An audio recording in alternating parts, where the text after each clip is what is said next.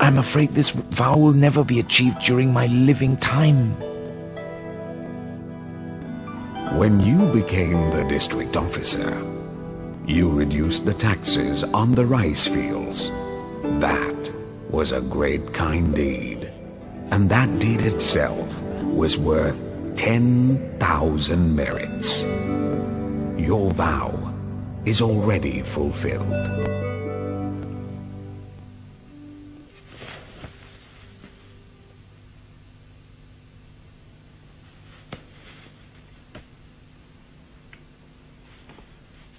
As it turned out, the farmers in Baodi County had to pay a very high tax, and when I came to office, I reduced the taxes on the rice fields by nearly half.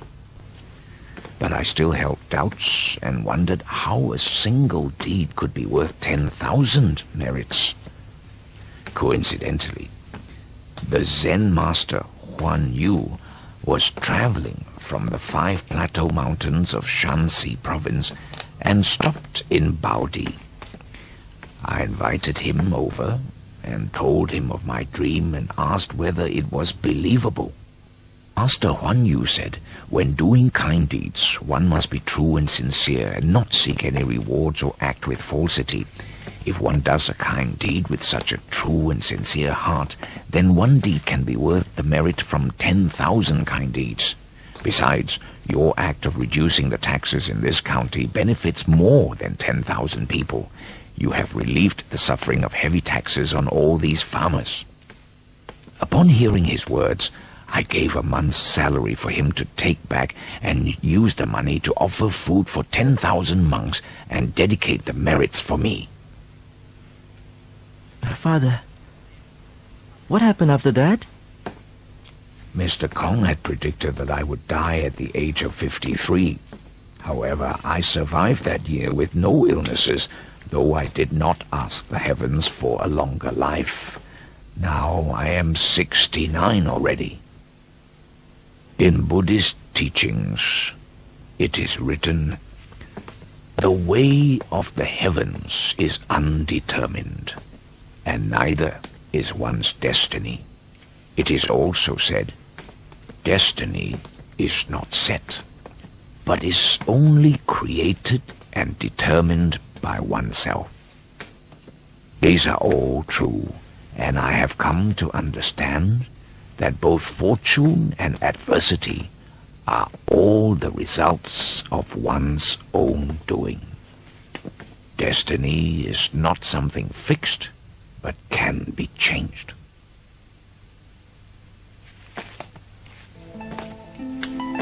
Father, I wonder how my life will be. This is not important. In any case of destiny, we should always prepare for the worst. Therefore, even in times of prosperity, you must act as if you were not. And when things are going your way, you must be mindful of adversity. When you are wealthy, be mindful of poverty. And when loved and respected by all, you must remain careful and conservative. When the family is greatly respected and revered, you must carry yourself humbly.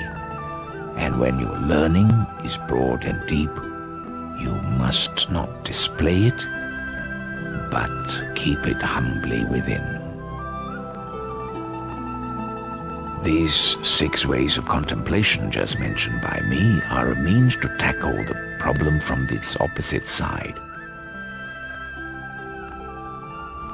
If one can thus cultivate the mind, then virtue and morality will grow and fortune will increase on its own.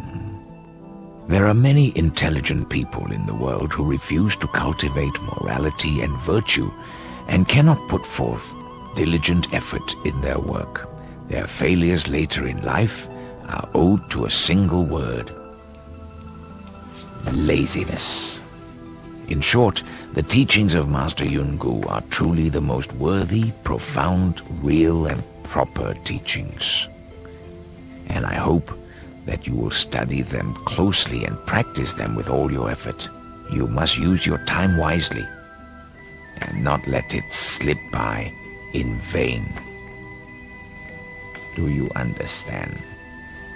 I know, Father. Thank you for your teaching.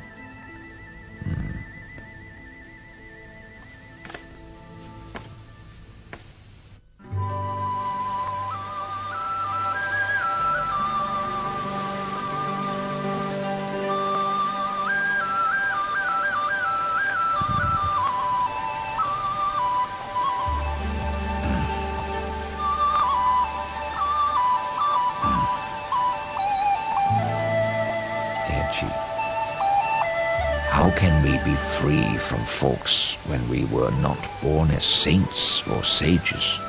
Confucius once said, "One with faults should not fear to correct them." As such, when we have made a mistake, don't be afraid to correct it.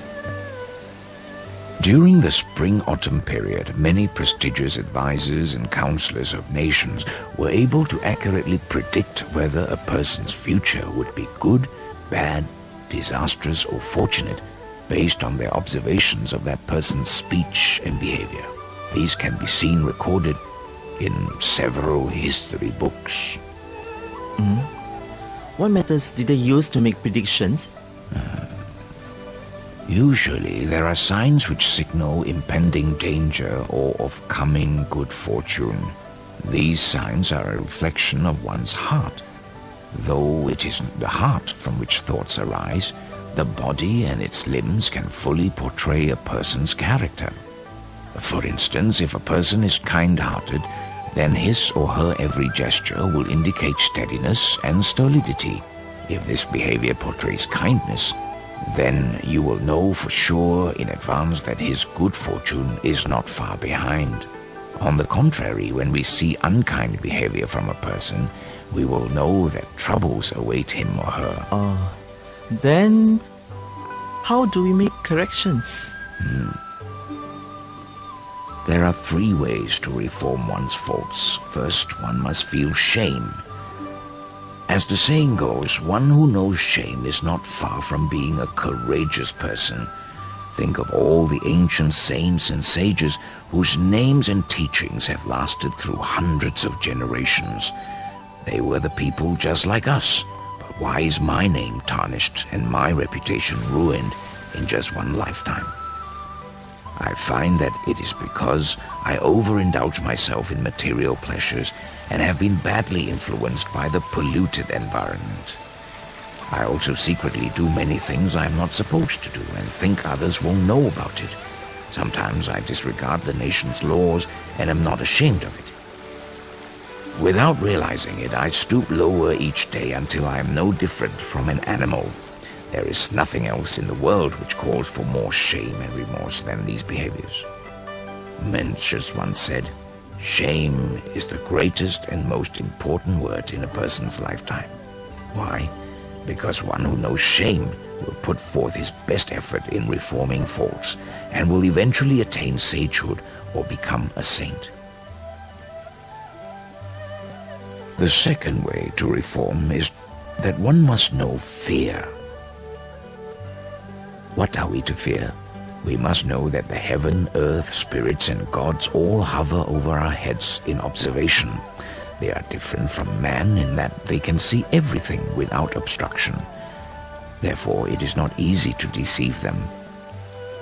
If my offense is serious, then all kinds of disasters will befall me. If the fault is minor, it will still deduct from my current fortune. How can I not feel fear? Therefore, we must fear the spirits and gods. Every moment, even I'm in an empty room, the spirits and gods watch over me very carefully and records everything. We can try covering up our evil doings from others, but the spirits and gods can see through to our hearts and know our every action. Ultimately, we cannot deceive ourselves. We would feel embarrassed and dishonored if others happened to see our mistakes.